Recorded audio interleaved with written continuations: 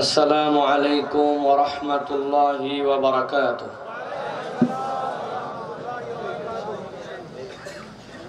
إن الحمد لله نحمده ونستعينه ونستغفره ونؤمن به ونتوكل عليه ونعوذ بالله من شرور أنفسنا ومن سيئات أعمالنا. من يهد الله فلا مضل له ومن يضلل فلا هادي له، وأشهد أن لا إله إلا الله وحده لا شريك له، وأشهد أن سيدنا وحبيبنا وطبيب قلوبنا محمد الذي أرسله بالحق بشيرا ونذيرا وداعيا إلى الله بإذنه وسراجا منيرا. فقد قال الله سبحانه وتعالى في كلامه المجيد وفي فرقان الحميد: أعوذ بالله من الشيطان الرجيم. بسم الله الرحمن الرحيم.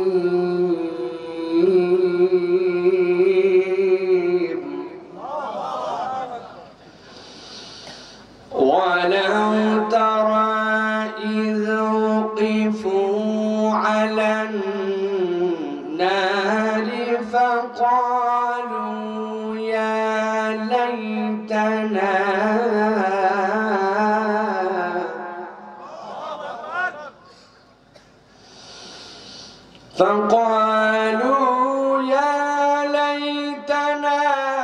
نرد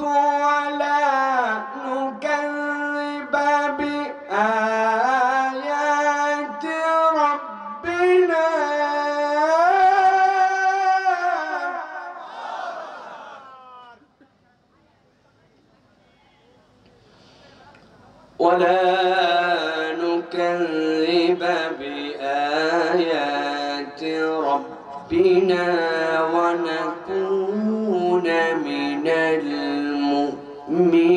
المؤمنين.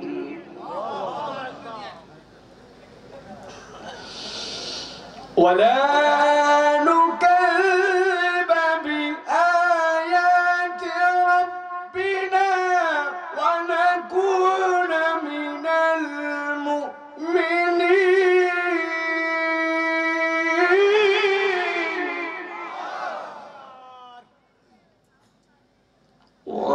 ونكون من المؤمنين. وقال الله سبحانه وتعالى آمرا ومخبرا: إن الله وملائكته يصلون على النبي يا أيها الذين آمنوا صلوا عليه وسلموا تسليما. اللهم صل على محمد وعلى آل محمد كما صليت على إبراهيم وعلى آل إبراهيم إنك حميد مجيد. اللهم بارك على محمد وعلى آل محمد كما باركت على إبراهيم وعلى آل إبراهيم إنك حميد مجيد. বেসটা বাড়ায়া sound fix করে দিবা, আর কোনো হাত দিবা না।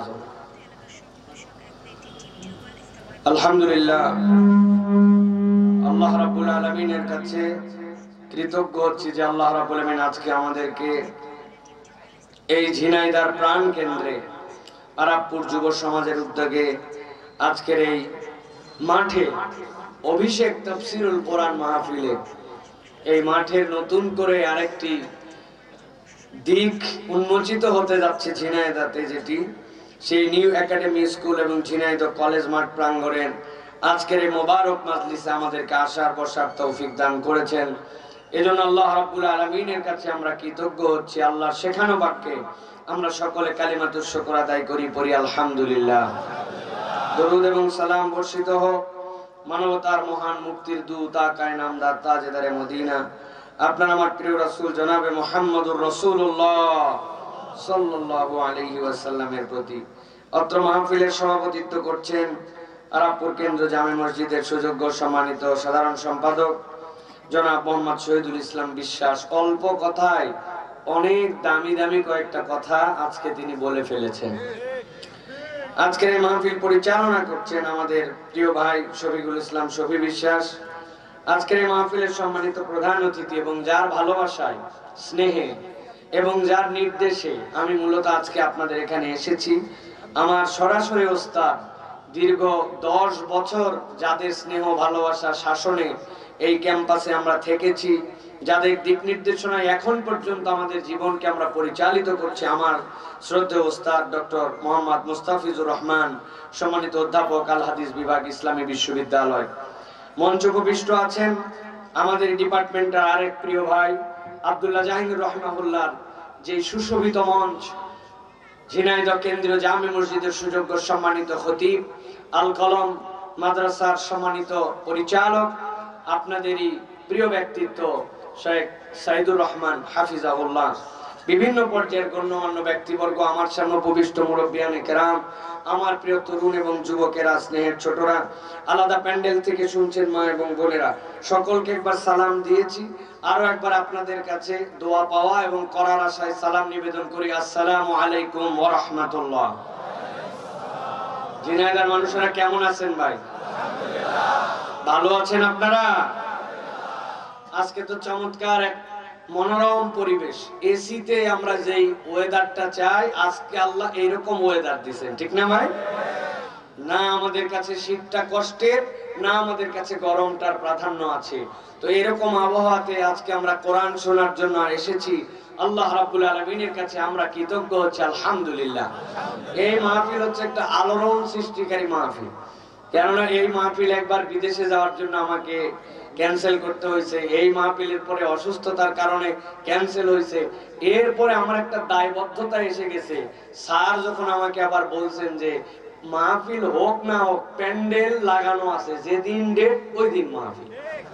এই কথা যখন শুনছি তখন চিন্তা করছি কেমনে এটা ফাঁক ফকর বের করা যায়। আজকের একটা প্রোগ্রাম ক্যান্সেল ছিল, এরপরে আমি রওনা দিব নীলফামারীতে। বুঝতে পারতেছেন কোন দিকে? এখান থেকে কোন দিক? উত্তরবঙ্গের এক মাথা, ওই দিকের সফরকে জুম্মার নামাজ পড়ে আবার ডাইভার্ট করে এদিকে আসছি। এসে জাস্ট এটা আমার দায়িত্ব মনে করেছি যে আমার ওস্তাদ, তার সম্মান আছে এবং তার নির্দেশনার মধ্যে আমার জন্য বরকত আছে, এই জন্য কিন্তু আমি আপনাদের কাছে আসছি। তাছাড়া এই শফি ভাই মফি ভাই যাই বলেন, এইগুলা বললে আশা হতো না। এটা স্যার, আমি খোলা কথা বললাম ভাই, আপনারা মনে কষ্ট নিয়েন না ভাই, এটা সত্যি কথা। তো আলহামদুলিল্লাহ আপনাদের কাছে এসে গেছি, আমরা আপনাদের কাছে কিছু কথাও বলবো ইনশাআল্লাহ। তবে আমাদের সভাপতি সাহেব একটু আক্ষেপ করছেন যে লোকজন কেমন কেমন জানি লাগতেছে। প্রিয় ভাইয়েরা, আপনারা লোকজন নিয়ে টেনশন করেন না, এই টেনশন বহু আগে বাদ দিয়েছি ভাই। এমন মাহফিলেও আল্লাহ নিয়ে যান যে এই মাহফিলে 1000 স্বেচ্ছাসেবক হয়, 1000 স্বেচ্ছাসেবক লাগে মিনিমাম। এরকম মাহফিলে তো আমরা যাই, কিন্তু এই মাহফিল আর এই মাহফিলের মধ্যে পার্থক্য কি? আমার কাছে কোনো পার্থক্য নাই। কেন পার্থক্য নাই? 4-5 বছর আগে আমি একবার হজে গেছি। হজে যাওয়ার পরে ফেসবুকে খুলে দেখি যে ফেসবুকে একটা বিজ্ঞাপন আসছে, গাবতলীর হাটে একটা গরু উঠছে, গরুর দাম 20 লাখ। কত দাম?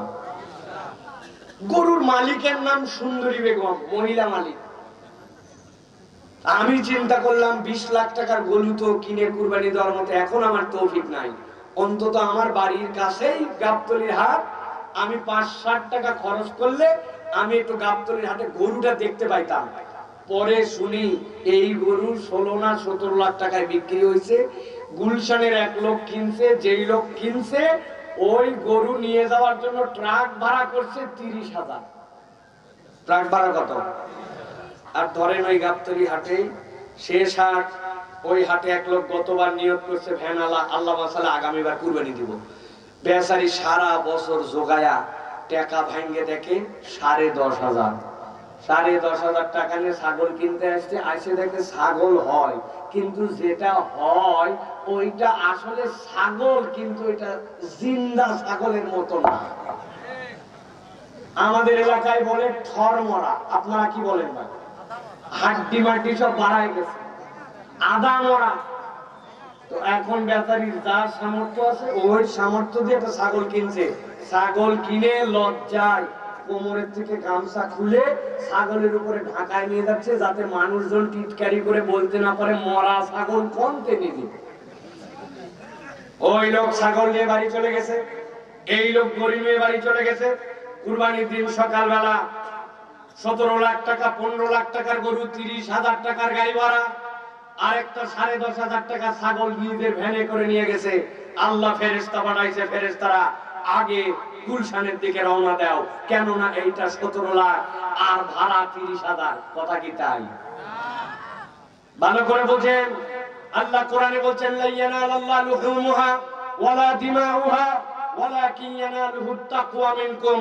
আল্লাহ রক্ত দেখেন না, গোশত দেখেন না, আল্লাহ দেখেন আল্লাহর জন্য অন্তর নিয়ে কে এসেছিল। আল্লাহ চাইলে ১৭ লাখও কবুল, আল্লাহ চাইলে ১০,৫০০ও কবুল, কিন্তু কবুলিয়াতের শর্ত হচ্ছে অন্তর। লাখ লাখ লোক হয়েছে মাহফিলে, কিন্তু হেদায়েত নসিবে হয় নাই। আর ৫,০০০ লোক হয়েছে, হেদায়েত হয়ে গেছে। আল্লাহর কাছে ওই ৫,০০০-এর মাহফিলের দাম লক্ষ লক্ষ লোকের থেকে বেশি, ঠিক কি না? আপনি কোন নিয়তে আসছেন ওইটা বিশুদ্ধ করেন। লোক দিয়ে আমি কি করব? লোকে আমার কোনো দরকার নাই। যদি মাই খেলাও থাকে, যা নিয়ত করে আসছি তাই বলবো। আর যদি ১ লাখ লোক থাকে, যা নিয়ত করছি তাই বলবো। আমি ফাঁকিবাজ বক্তা নই, এটা আমার তবিয়ত। কারণ আল্লাহর সাথে আমার একটা বোঝাপড়া আছে, ওই বোঝাপড়ায় আমাকে হিসাব মিলাতে হবে। কিন্তু কথা হচ্ছে ভাই, যত কথাই বলি, কপাল পোড়া কিছু মানুষ থাকে, সকলের নসিবে এই মাহফিল জোটে না। তবে ঝিনাইদহ লোকের একটা বিরাট ক্রেডিট আছে, এখানকার লোক মোটামুটি দ্বীন, ইসলাম, কোরআন, হাদিস সব জেনে ফেলাইছে, ঠিক না ভাই? আমাদের যুবকরা যে পিকআপ নিয়ে ঘুরে বেড়ায়, মনে হয় বাপ রে বাপ, সব জেনে ফেলাইছে। আমি তো মাঝে মাঝে মজা করে বলি, ওরা আমাদেরকে বলে হুজুর আপনাদেরকে পকেটে রাখছে। বললাম কেমনে কি? ভাই হুজুর আপনার ওয়াজ আছে ইউটিউবে, ইউটিউব আছে আমার অ্যান্ড্রয়েড ফোনে, অ্যান্ড্রয়েড ফোন আছে আমার পাশ হাতে, আপনি আমার পকেট। এরকম আছে কিনা ভাই কিছু? এরা আমাদেরকে পকেটে উঠে বলাইছে। কিন্তু দ্বীন ইসলামের ব্যাপারে ঠনঠনা ঠনঠন খাইছে ধরছেন। এই এত পিকআপ মারে ঘোরো, বেটা বলো ওযুর ফরজ কয়টা, গোসলের ফরজ কয়টা? সাথে সাথে থতমত খেয়ে বলছে গোসলের ফরজ ৩টা। বলছে বল কি কি? বলছে জানা আছে। বল বেটা। বলছে হুজুর বদনা, লুঙ্গি, গামছা। যারা হ্যাঁ হ্যাঁ হ্যাঁ করে হেসে দিলেন, মুরব্বী সাহেব মনে করছেন কমন পড়ে গেছে। কিন্তু এই মুরব্বীর কাছে যদি যাই জিজ্ঞাসা করে, বাবা বহুত কিছু তো জানলেন, ইউক্রেন রাশিয়ার যুদ্ধ চালান, শামের যুদ্ধ চালান, আপনি তো পুরো মিডল ইস্টকে পরিচালনা করেন, অর্থনীতি রাজনীতি সব আপনি চায়ের স্টল থেকে মেনটেন করেন। নামাজের ভিতরে কয় ফরজ, বাইরে কয় ফরজ, আর ওযুর সুন্নাত কয়টা বলেন তো চাচা? বলবে তুই আদব কোথাকার, তোর আব্বার বিয়ার সময় আমি বিয়া খাইছি আর তুই আমার সাথে বিয়া দাবি করিস। এই বাড়ির লোক আছে কিনা? উনি যে জানে না এইটা শিকার যাবে না, উনি তখন বিভিন্ন দিক দিয়ে ওসিলা দিয়া চাপে ফেলার চেষ্টা করে। এরকম মুরব্বী আছে কিনা? কথা বললেন কিন্তু আছে কিনা?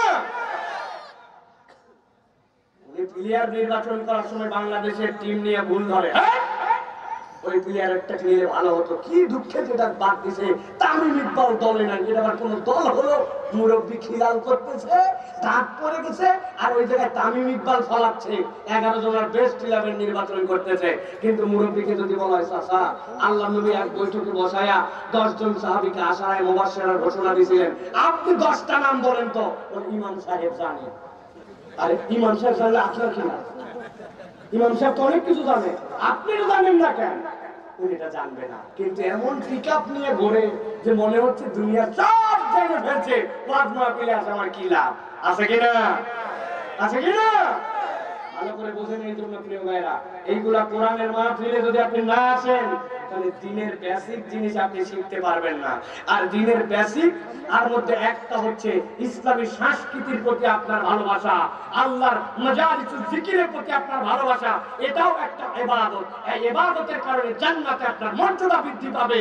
আপনি যদি এটাকে হেকার করেন, আপনি যদি এটাকে অবজ্ঞা করেন, অবহেলা করেন, মনে করেন এখানে গেলে কি হবে, আপনি ফুটানি মারতেছেন, মোবাইল চালাচ্ছেন, আড্ডা মারতেছেন, ঘরের মধ্যে শুয়ে আছেন, মাইক তো শফি ভাই মেলা দূরে দূরে দিচ্ছে, ও আজকে ভিতরেই শোনা লাগবে, এর কি কারণ আছে?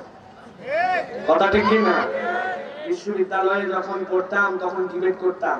ইসলামী বিশ্ববিদ্যালয়কে বাংলাদেশে একবারই কেউ চ্যাম্পিয়ন করছিল, সেটা আব্দুল্লাহ সাইফুল্লাহ আলাদী ডিপার্টমেন্ট থেকে জাহাঙ্গীরনগর বিশ্ববিদ্যালয়কে হারায়া প্রজন্ম সেরা তার্কিক ছিলাম এই বিশ্ববিদ্যালয়। এটা ফুটানি জানানোর জন্য নয়, এটা বলার উদ্দেশ্য বহু প্যাঁচ গোছওয়ালা প্রশ্ন তখন থেকে আমাদেরকে মারতো, ওই প্যাঁচের উত্তর প্যাঁচ দিয়ে দিয়ে দিয়া অভ্যাস আছে।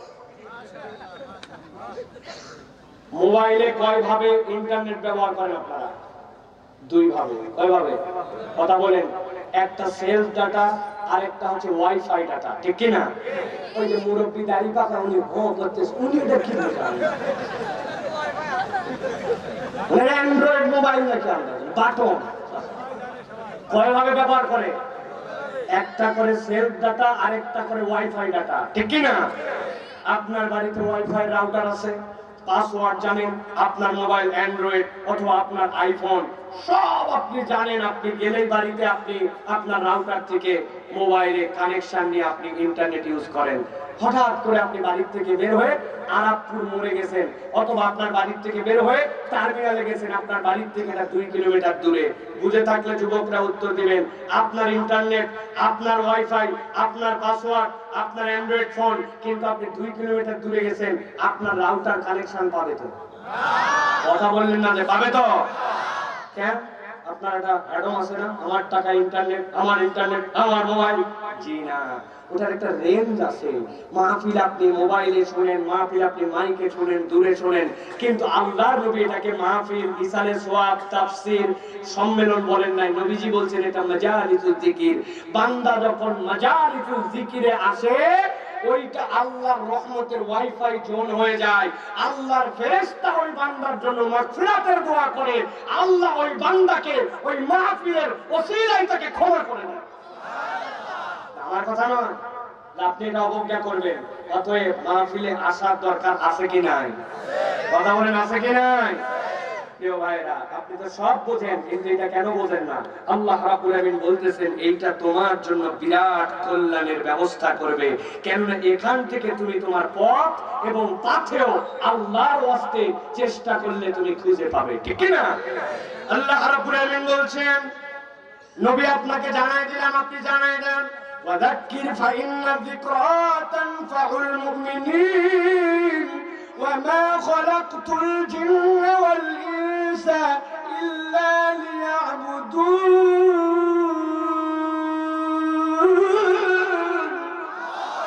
আমার রব্বুল আলামিন বলছেন দুনিয়ার মানুষ ভালো করে শুনে নাও, আমার নবী আপনি তাদেরকে জানাই দেন, ওয়াযাক্কির ফাইন্না যিকরা তানফাউল মুমিনিন। আপনি কোরআন দিয়ে স্মরণ করান, কোরআনের জিকিরটা মানুষের কাছে উপস্থাপন করেন। আমি আল্লাহ জানালাম নিশ্চয়ই এই জিকিরের দ্বারা মুমিনদের অবশ্যই অবশ্যই কল্যাণ হবে। আপনার আমার ধারণা কি, যদি জিকির করি একটা অক্ষর বললে 10টা সওয়াব হয়, এটাকে রব্বুল আমিন 700 গুণ পর্যন্ত বাড়াই দিতে পারেন। আপনার আমার ধারণা কোরআন পড়লে বোধহয় এইটুকুই ফায়দা, কিন্তু মুফাসসিরিনে কেরাম সালাফগণ বলতেছেন না না না, আল্লাহ এখানে তানফাউ দ্বারা কোনো কিছুকে খাস করেন নাই, আল্লাহ আম করে রেখেছেন। মুফাসসিররা ব্যাখ্যা করছেন, মানুষের জীবনে যত ধরনের বালা মুসিবত বিপদ আপদ আছে, যেখান থেকে সে আশ্রয় চায়, যেখান থেকে সে বেঁচে ফিরতে চায়। একটা মানুষের জীবনে বিবাহ করেছে কিন্তু পরিবারের মধ্যে সুখ নাই, বাচ্চাটা তার কথা শুনে না, যে পরিমাণ কামাই করে সেটাতে তার চলে না, যে পরিমাণ দুনিয়ায় সম্মান ডিজায়ার করে ওই পরিমাণ সম্মান পায় না, দুনিয়ার বুকে তার অভাব অনটন যায় না, ডাক্তারের পরে ডাক্তার দেখায় কিন্তু রোগ বালাই ভালো হয় না, কেমনে যেন তার পরিবারের মধ্যে বরকত আসে না, যেই চাকরিটা তালাশ করতেছে ওই চাকরিটা হয় না, যেটা প্রত্যাশা করে প্রত্যাশার সাথে তার প্রাপ্তি মিলে না। একটা মানুষের জীবনে যে 6টা দিকের কথা বললাম, কম বেশি সকলের জীবনে আমাদের থাকে। মুফাসসিরিনে কেরাম সালাফদের মন্তব্য হচ্ছে, আপনি যদি কোরআনের সাথে নিজেকে সম্পৃক্ত করতে পারেন, আপনি যদি এই জিকিরকে আপনার জীবনে নিয়ে নিতে পারেন, আল্লাহ রাব্বুল আমিন আপনার যে কোনো ধরনের সমস্যা আল্লাহ চাইলে এটা দ্বারা উত্তরণ ঘটায় দিতে পারে। গভীর মনোযোগে 3টা আয়াতে কারিমা বলবো, ধারাবাহিকভাবে আগে মাথার মধ্যে ঢুকায় নেবেন, এদিক ওদিক তাকাবেন না, খেয়াল করেন সিকুয়েলটা আল্লাহ রাব্বুল আমিন কিভাবে বলতেছেন। আল্লাহ বলতেছেন, এরপরে নবী বলেন, ওয়ামা খলাকতুল জিন্না ওয়াল ইনসা ইল্লা লিয়াবুদুন, আমি মানুষ আর জিনকে আমার ইবাদতের জন্য কেবল সৃষ্টি করেছি। কিন্তু একটা মানুষ যদি মনে করে আল্লাহ আমাকে ইবাদতের জন্য সৃষ্টি করছে, আমি নামাজ পড়ি, আমি রোজা রাখি, আমি হজ করি, আমি বোধহয় আল্লাহর বিরাট কোনো উপকার করতেছি, আপনার ঈমানে তাহলে ঝামেলা আছে। পুরা দুনিয়ার মানুষ যদি আল্লাহর ইবাদতে নিমজ্জিত হয়ে যায়, আল্লাহর এক চুলো মর্যাদা বাড়ে না। আর পুরা দুনিয়ার মানুষ যদি আল্লাহর ইবাদত বাদ দিয়ে দেয়, আল্লাহর ইজ্জত এক চুলো কমে না, ঠিক কি না? আল্লাহ রাব্বুল আমিন এই জন্য বলছেন, মা উরিদু মিনহুম মির রিজকিন ওয়া মা উরিদু আন ইউতঈমুন ইন্নাল্লাহা হুয়ার রাজ্জাকু যুল কুওয়াতিল মাতিন। আল্লাহ রাব্বুল আমিন বলছেন, বান্দা ভালো করে বোঝো, আমি তোমাকে ইবাদতের জন্য সৃষ্টি করছি, তবে আমি আল্লাহ তারপরে বললাম, আমি তোমার কাছে রিজিক চাই না, আমি তোমার কাছে খাদ্য চাই না। আল্লাহ বলতেছেন, তবে জেনে রাখো, ইন্নাল্লাহা হুয়ার রাজ্জাকু যুল কুওয়াতিল মাতিন, যিনি অসীম শক্তিধর তিনি তোমার জন্য রাজ্জাক। এবার একটু ঠান্ডা মাথায় পেছন দিক থেকে চলেন। আল্লাহ নিজের পরিচয় দিয়েছেন রাজ্জাক, এরপরে আল্লাহ বলছেন তোমাদের কাছে তিনি রিজিক চান না, খাদ্য চান না। এরপরে রব্বুল আমিন বলছেন তোমাদেরকে তার ইবাদতের জন্য সৃষ্টি করেছেন। এরপরে আল্লাহ বলছেন আল্লাহর জিকির করো, এই জিকির তোমাদের জন্য কল্যাণ দিবে। উপরে বললেন কল্যাণ আর নিচে বললেন তিনি রাজ্জাক। আপনি যদি এই কোরআনের সাথে সম্পৃক্ত হন, আপনার যত ধরনের রিজিক লাগবে আল্লাহ সব ধরনের রিজিক আপনাকে দিয়ে দিবে। সুবহানাল্লাহ। যখন মন চায় জমা করে রাখবেন, বাড়িতে যায় আগামীকালকে সকালে বলবেন, ঠিক আছে? এর কারণ আছে, মনে করছে রিজিক মানে কি? রিজিক মানে মনে করছে আমি আমার কেবল ধান চাল খাদ্য, বাড়িতে আমার ভাতের অভাব নাই, চাইলে গরুর গোশত কিনে খাইতে পারি, মনে করছে এইটুকুই আমার রিজিক। এর জন্য আবার আল্লাহর জন্য কৃতজ্ঞ হবে কেন? ঠিক কিনা? আপনি রিজিকের কনসেপ্টের ধারে কাছেও যান নাই, আপনি রিজিকের এক চুলো এখন পর্যন্ত বোঝেন নাই। ভালো করে বুঝে রাখবেন, এই দুনিয়ায় মানুষ যা করে সবগুলা সাবকনশাস মাইন্ডে বেশি করে। প্রায় 95% কাজ মানুষ অবচেতন মনে করে, চেতন মনে নয়। বুঝেন নাই? ডাক্তার দেখাতে গেছেন চোখে, ডাক্তার বলছে শোনেন, আপনার চোখ যদি ঠিক রাখতে চান তাহলে প্রত্যেক মিনিটে আপনি 19 বার করে চোখের পলক ফেলবেন। 20 বার ফেললে চোখ শেষ, 18 বার ফেললেও চোখ শেষ। এখন ওই লোক প্রত্যেক মিনিটে 60 সেকেন্ডে ফেলা লাগবে 19 বার। ওর আর নাওয়া খাওয়া নাই, চোখ যদি বাঁচাতে যায়, হঠাৎ করে বাংলাদেশের খেলা 1 বলে 1 রান দরকার, মনে নাই যে 19 বার খেলা লাগবে। 1 মিনিট ধরে তাকায় আছে, এরপরে চোখ ফেলছে, চোখ সাথে সাথে নাই। আপনার যদি গুনে গুনে আপনার চোখের পলক ফেলার দায়িত্ব পড়তো, তাহলে দেশের অধিকাংশ মানুষ 2 দিনের মধ্যে কানা হয়ে যাইতো। ঠিক কিনা? আর যদি আপনার এই মোবাইল দিয়ে চার্জ দেওয়া লাগতো আপনার চোখ, 8টা মানুষ মোবাইল সারাদিনে কমসে কম 275 থেকে 325 বার তার মোবাইল ব্যবহার করে। যারা এই মোবাইল বিশেষজ্ঞ তারা বলছেন 3টা কারণে মানুষ মোবাইল ব্যবহার করে, হয় কল করার জন্য, না হয় সে কোন ধরনের মিডিয়া ব্যবহার করার জন্য, অথবা সে তার মোবাইল দ্বারা ইন্টারনেট বা অন্য কিছু ব্রাউজ করার জন্য। 275 থেকে 325 বার। ওইটা আপনি 5000 মিলি অ্যাম্পিয়ারের ব্যাটারি দিয়া আপনি আপনার মোবাইল চালান।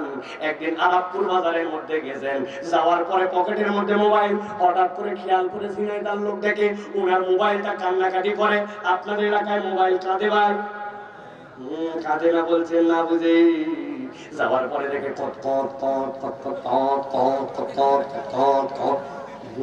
পকেট থেকে মোবাইল বাইর করে দেখে 10%-এর নিচে চার্জ নেমে গেছে।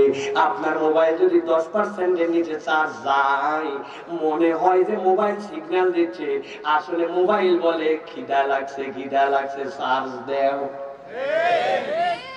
ওই লোক তো মাথায় হাত দিয়ে বলছে, হায় হায়, গতকালকে তো সারা রাত মোবাইলে চার্জ দিয়ে রাখলাম। তারপরে আবার দ্বিতীয়বার মাথায় হাত দিয়ে বলছে, হায় রে আল্লাহ, চার্জার ঢুকাইছিলাম, কেবলও লাগাইছিলাম, কিন্তু সকেটের পাশে একটা সুইচ ছিল, অন করি না। সকেটের পাশে যদি সুইচ অন না করে মোবাইল কি চার্জ হয়? ঝিনাইদার লোক জামাই মানুষ কুষ্টে বিয়ে করছে, চলে গেছে। যাওয়ার পরে সকালবেলা যখন শাশুড়ি বলতেছে জামাই খাও, জামাই চোখ বন্ধ করে বলতেছে প্লেট কই আম্মা? বলছে কি ব্যাপার? জামাই বলছে আম্মা আর বলেন না, গতকালকে বাড়ির থেকে আসার সময় চোখের চার্জার আনতে মনে না।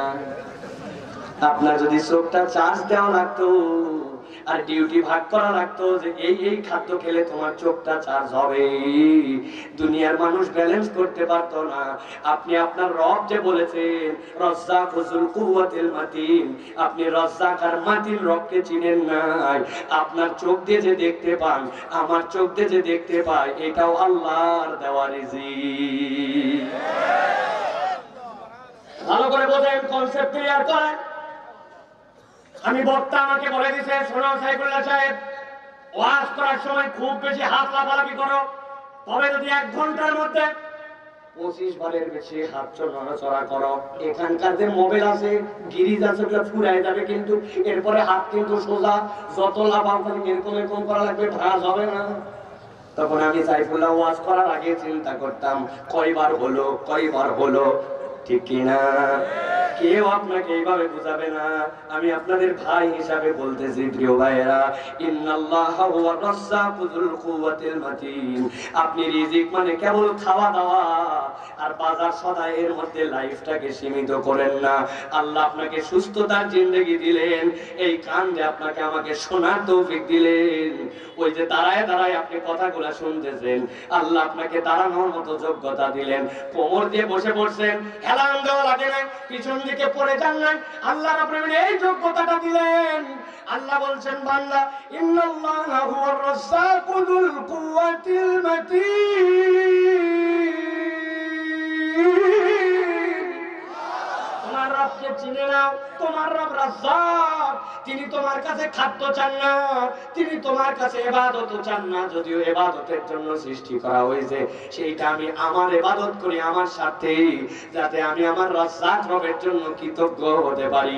আল্লাহ বলছেন, তোর তাকদীর ওই রব খুলে দিতে চান। ফা ইন্না যিকরা তানফাউল মুমিনিন। এই জিকিরের দ্বারা অবশ্যই তোমাদের জন্য কল্যাণ আছে। এবার ঝিনাইদার মানুষ চিৎকার করে বলেন তো, তাহলে এই মাহফিলে, এই ওয়াজে আমাদের জন্য লাভ আছে না নাই? লাভ আছে না নাই? আছে। তাহলে এই যে লাভ আছে, এই যে আমরা যারা আসলাম, এইটা আল্লাহ রাব্বুল আলামিন আমাদের জন্য নিয়ামত করেছেন, এইটা আমাদের জন্য আল্লাহর পক্ষ থেকে দেওয়া একটা গিফট। এই সময়টুকুর আমরা সর্বোচ্চ ব্যবহার করার জন্য চেষ্টা করব। আল্লাহ যেন আমাদেরকে তৌফিক দেন, বলেন আল্লাহুম্মা আমিন। আপনারা রাজি আছেন তো ভাই? রাজি আছেন তো ভাই? অনেকে হয়তো ভাবতেছেন ওয়াজ বোধহয় শুরু হয়ে গেছে, তাই না ভাই? জি না, ওয়াজ এখনো শুরু হয় নাই। এতক্ষণ কি হলো তাহলে? এতক্ষণ একটু আইল দিলাম, আলটা বোঝেন? আপনার ভুঁয়ে যদি আল না থাকে পানি বাঁধবে? পানি বাঁধবে? বহুত চালাক লোক আছে যার ভুঁয়ের সাথে বই লাগানো, উনি আল একজন সেচ দিচ্ছে, উনি বুদ্ধি করে আলের নিচে কোদাল মারে উঁচু করে আস্তে করে রেখে দিচ্ছে, পরে পানির সাথে ওটা ভেঙে গেছে, ওই জায়গায় ধরছে তুই আল কাটলি কেন? বলছে আল কাটলাম, কই ধসে গেছে। আসলে টাউট সিস্টেম করে ওরা ফাইন্ডে ফেলাইছে, আছে কি না? এখন আপনাদের যদি আল না থাকে তা আপনার কেমনে তাহলে পানি বাঁধবে? আপনি যদি এটা বোঝেন তাহলে আপনার আমার জীবনে ওয়াজ শোনার একটা আল লাগবে ভাই। খালি শুনেওয়ালা শুনে গেল, বললেওয়ালা বলে গেল, এটা কোনো সিস্টেম হতে পারে না। ওয়াজে কেন আসছি, কেন শোনা দরকার, শোনা দরকার, এইটুকু ন্যূনতম একটা সাধারণ আমাদের ধারণা থাকা দরকার, ঠিক কিনা? তাহলে আমরা এই ওয়াজ শুনতে আসছি, কেবলমাত্র শুনে ওই পাবনার নানা নাতির মতো চলে যাবো না। নানার নাতি দুইজন ওয়াজ শুনে বেরিয়ে গেছে, যাওয়ার পরে ছোট্ট একটা খাল ছিল, খাল পার করে ওই পারে গেছে। যাওয়ার পরে দাদার দিকে নাতি তাকাইছে, নাতির দিকে দাদা, দাদার দিকে তাকায় নাতি বলতেছে, দাদা তোর পায়জামা আর এত লুঙ্গি ভিজলো না কেন? আর নাতিকে দাদা জিজ্ঞাসা করছে, ব্যাগ কল তোর লুঙ্গি ভিজলো কেন? ওটা না লুঙ্গি ভিজে উপায় আছে? হুজুর ওয়াজ করছে পুরুষের জন্য সতর নাবির উপর থেকে হাঁটুর নিচ। আমি যখন ওই পুষ্করি খাল দিয়ে নামছি তখন তুলতে তুলতে তুলতে পর্যন্ত তুলে দেখি হাঁটুর উপর উঠে যাই। চিন্তা করছি হুজুরের ওয়াজের উপর আজকে আমল করবো, ওই জন্য ভিজুক, বাড়ির যায় লুঙ্গি চেঞ্জ করবো। আমি আর উপরে উঠাই নাই, এই জন্য তোমার লুঙ্গি ভিজছে। কিন্তু দাদা তুই তো আমার সমান সমান সাইজ, তোর লুঙ্গি ভিজলো না কেন? আরে বলদের বলো, 70 বছর ধরে ওয়াজ শুনতেছি, 92 বছর বয়স, জীবনে কোনোদিনে খাল পার করে ওয়াজ পার করি নাই, আর তুই প্রথম দিনে খাল পার করে লুঙ্গি ভিজালি? তো তকদির পরিবর্তন করতে চাইলে, লাইফ স্টাইল চেঞ্জ করতে চাইলে, নিজের হেদায়েতের ট্র্যাকে উঠতে চাইলে একদিনের একটা ওয়াজই যথেষ্ট হতে পারে, ঠিক কিনা? আর যদি এটাকে মনে করি ইটস এন্টারটেইনমেন্ট, এটাও আপনার জন্য একটা বিনোদন, ও বক্তা একটা আসছিল ফাটা ফেলছে, বাড়ির যায় বউকে বলছে ফাটা ফেলছে, বউ বলছে কি ফাটালো? বলছে তা বলতে পারবো না, কিন্তু ফাটাইছে। তো এইরকম কোন ফাটাফাটি ওয়াজ আমার জানা নাই। আমি যতটুকু বলবো একটুখানি আপনাদের কাছে একটা মেসেজ দেওয়ার জন্য চেষ্টা করব। আল্লাহ রাব্বুল আলামিন যেন এটা আপনাকে, আমাকে, আমাদেরকে আমল করার তৌফিক দান করেন, বলেন আল্লাহুম্মা আমিন। আর একটা আনন্দের খবর আছে, সেটা হচ্ছে যারা মুরব্বী আছেন আপ টু 40, আপনারা ছুটি দেওয়া থাকলো, আপনাদের মন নাচের সভাপতি সাহেব সহ আপনার বাড়ি চলে যাবেন, কোনো টেনশন নাই। আমার শ্রোতা তারা 40-এর নিচে বয়স যাদের, তারা আপনারা আছেন তো ভাই? এই কয়টা লোক থাকলে হবে, কারণ আমাদের মুরব্বী এত ওয়াজ জীবনে শুনছি, এগুলো ওয়াজ আর না শুনলেও চলবে, ঠিক কিনা? আমার জন্মের আগে থেকে ওনারা ওয়াজ শুনতেছে। একজন আমাকে বলতেছে, হুজুর 82 সালে সাইদি সাহেবের মাঠে আসছিল। আমি কেমনে জানবো? আমার জন্ম 25 সালে বিয়ে করছে। তো এখন প্রিয় ভাইরা, এই মুরব্বীরা অনেক ওয়াজ শুনেছেন আলহামদুলিল্লাহ। তো আমরা ইয়াংদের জন্য আমরা কিছু কথা বলতে চাই। মুরব্বীরা যদি থাকেন আলহামদুলিল্লাহ, আছেন তো আপনারা? কারা কারা আছেন দেখি 2 হাত তোলেন, সোজা করে 2 হাত তুলতে হবে। হাত নামান সবাই, হয় নাই? একসাথে সবাই হাত তুলবেন, কোনো কথা বলবেন না কেউ, একসাথে হাত তুলেন সোজা। বসেন বসেন, আপনি বসেন, হাত নামান, হাত নামান, সবগুলো উঠে নাই। এবার আমরা চেক করে দেখবো কারা কারা হাত তুলতে পারে নাই, ঠিক আছে? মুখের বান্ধনটা খুলবেন, কান খোলার দরকার নেই, মুখে কোনো বান্ধন চলবে না। মুখ নামায়া তারপরে হাত সোজা করে তুলবেন। সবাই রেডি? হাত একসাথে তুলবেন সোজা, হাত টান করেন, টান, এই কানের গোড়া দিয়ে 2 হাত সোজা হওয়া লাগবে। ঝিনাইদায় কি হাত সোজা মানে এরকম নেই তো? হাত সোজা করেন, বুক বরাবর টান দেন, পিছনে একটু টান দেন, হ্যাঁ, ডানে বামে একটু নড়াচড়া দেন। হ্যাঁ, বসো ছেলেরা বসো, ডানে বামে নড়াচড়া দেন, দিছেন? এবার একটু এরকম করেন, এরকম হাত, এবার একটু নড়াচড়া দেন একটু। এবার হাতটা এরকম করে ধরেন, এরকম, এই যে আমি যেরকম করে ধরছি। কারা কারা ধরতে পারেন এবার ডানে বামে তাকায় দেখেন, ধরা ঠিক দেন, সোজা করেন, সোজা, পিছন দিকে টানা দেন, ডানে দেন, বামে দেন, বুঝছেন? এবার সোজা করেন, সোজা সোজা সোজা মানে সোজা। এবার গলাটা একটু পরিষ্কার দেন। ওই যে আমার দাঁড়িয়ালা ভাই, মাথায় রুমাল, আপনি আমাদের সাথে নাই, সাদা শার্ট, কি সোজা করেন, সোজা করেন, সোজা করছেন, গলাটা পরিষ্কার দেন, হয় না? ভালো করে দিয়েছেন। এবার হাত শক্ত করেন, শক্ত শক্ত সোজা। এবার বুক বরাবর নেন, এই বরাবর। এবার আমরা একটা আকাশ বাতাস মুখরিত করে একটা তাকবীর দিতে চাই। পারবেন ইনশাআল্লাহ? যারা পারবেন না তারা বলেন আল্লাহুম্মা আমিন। আছে কিছু একদম লোক থাকবেই, এদের অন্তরের মধ্যে শয়তান মরিচা ফেলাই দিছে, এই জন্য এরা তাকবীর দিতে পারে না, ঠিক কি না? একদল আছে, কিন্তু আমরা ওই পার্টির না। আমরা যারা তাকবীর জোরে সোরে দিতে পারবো তারা বলেন আল্লাহুম্মা আমিন। আমিন বলছেন, এর মধ্যে ফাঁকিবাজ আছে। আমি তো সারা দেশ ওয়াজ করি, আমি যেই বলবো লিল্লাহি তাকবীর, একদল লোক আছে বল আল্লাহ ব্যাটারি ফেল আছে না এই পার্টি এখানে হাজার পান করতে দেন, কাম হবে না। আপনারা এই পার্টি না, বলা থাকলেই কি গেলে কি আকাশ বাতাস মুখরিত করে একটা তাকবীর দিতে চাই। হাতের অঙ্কে আপনি এরকম থাকবে নাকি ইউটিউবার জান্নাতে যাওয়া লাগবে না? রেডি সব রেডি? হাতে বুক বরাবর আমি যেই তাকবীর দেব আস্তে করে আপনারা আল্লাহু আকবার বলে উপর দিকে ছুঁড়ে দিবেন। সভাপতি সাহেব আক্ষেপ করছিল লোক নাই, এখন আমাদের লোক বসতে দেওয়ার জায়গা নাই, বাইরে লোক টের পাক। দাঁড়িয়ে আছেন আপনারা? পারবেন ইনশাআল্লাহ? পারবেন ইনশাআল্লাহ? দেখে হিম্মত করে তাকবীর দেন। লিল্লাহি তাকবীর, লিল্লাহি তাকবীর। আল কোরআনের আলো, আল হাদিসের আলো, তোমার নেতা আমার নেতা, তোমার নেতা আমার নেতা। আলেম ওলামা যেখানে, আলেম ওলামা যেখানে, লিল্লাহি